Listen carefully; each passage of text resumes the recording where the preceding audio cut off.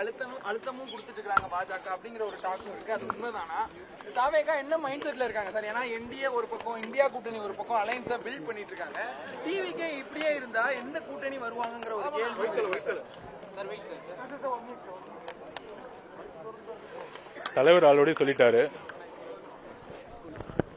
நான் இப்ப கூட சொன்ன மாதிரி தான், எஸ்ஐஆர் பண்ணியப்ப நாங்க எல்லா வீட்டுக்குமே எங்களுடைய பூத் லெவல் நிர்வாகிகளும் ஒன்றிய செயலாளர்களும் கிளை செயலாளர்களும் போய் பார்த்தோம். அதுல இருந்து வந்த தகவல் என்னன்னா, பொதுவா நீங்க பொதுவா பூத் லெவல்ல இது திமுக வீடு, இது அதிமுக வீடு, இது பிஜேபி வீடுன்னு சொல்லுவீங்க.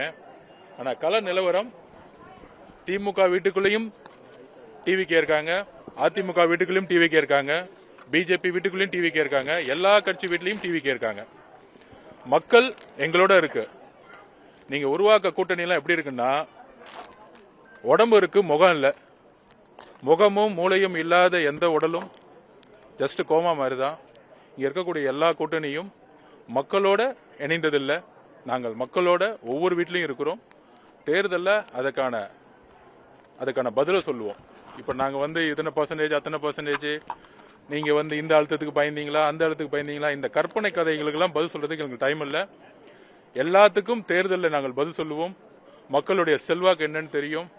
ஒரு 6 டிஸ்ட்ரிக்ட் போகும்போதே மக்களுடைய வெள்ளத்தை தமிழக போலீஸால ஹேண்டில் பண்ண முடியல. அந்த அளவிற்கு திருவாரூருடைய அந்த ஒரு கூட்டமே திமுக கழகத்தோட தோல்வி எங்கன்னு தெரிஞ்சிச்சு. இந்த வெற்றியை யாராலும் தடுத்து நிப்பாட்ட முடியாது. எங்களோட தலைவரும் சரி, கட்சியும் சரி, யாருக்கும் அடிபணிந்ததா வரலாறும் கிடையாது, சரித்திரமும் கிடையாது. மக்கள் மாற்றத்துக்கு ரெடி ஆயிட்டாங்க. எங்களுடைய தலைவர் முதலமைச்சர் ஆவாரு.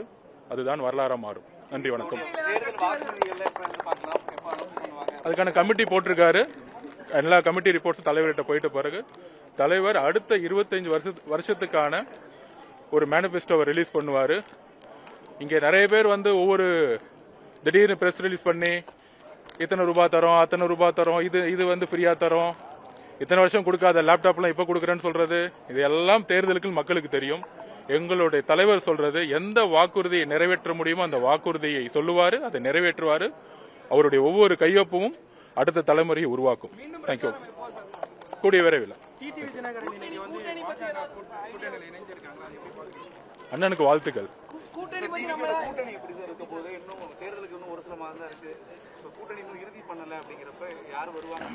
2026 நான் திருப்பி பதிவு பண்றேன்.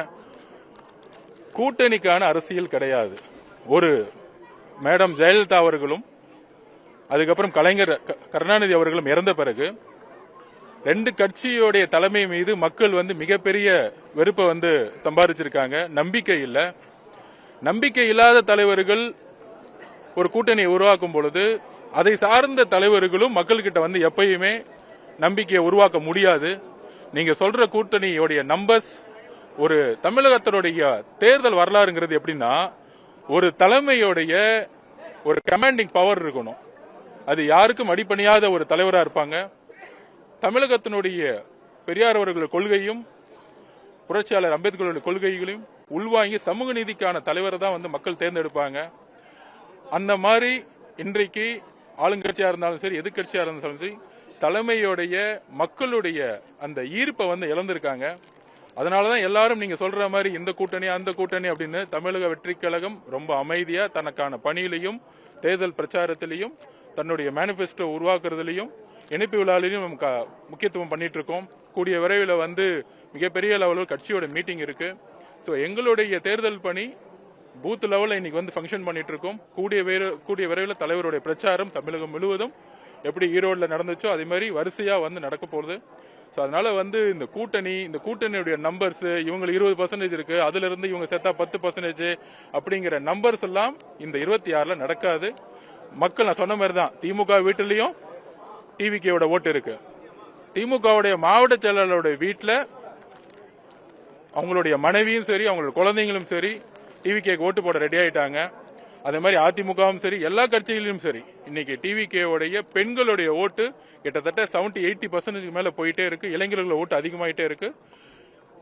எங்களுக்கான ஒரு மிகப்பெரிய வெற்றியை தமிழக மக்களே உருவாக்குவாங்க. சோ மித்ததெல்லாம் தலைவர் அனௌன்ஸ் பண்ணுவாங்க. சும்மா இருக்கலாமா? எடப்பாடி பழனிசாமி மாதம் 2000 தமிழக வெற்றிகளாகவும் அந்த மாதிரி அதெல்லாம் தலைவர் எல்லாத்தையும் அனௌன்ஸ் பண்ணுவாரு. யார் அனௌன்ஸ் பண்றாங்கன்னு முக்கியம் இல்ல, யாரு வந்து செய்வாங்கன்னு முக்கியம். ஆட்சியில் ஆல்ரெடி இருந்தவங்க எதுவும் செய்யலன்னு எல்லாத்துக்கும் தெரியும். இருந்தவங்களும் சரி, இப்ப இருக்கவங்களும் சரி.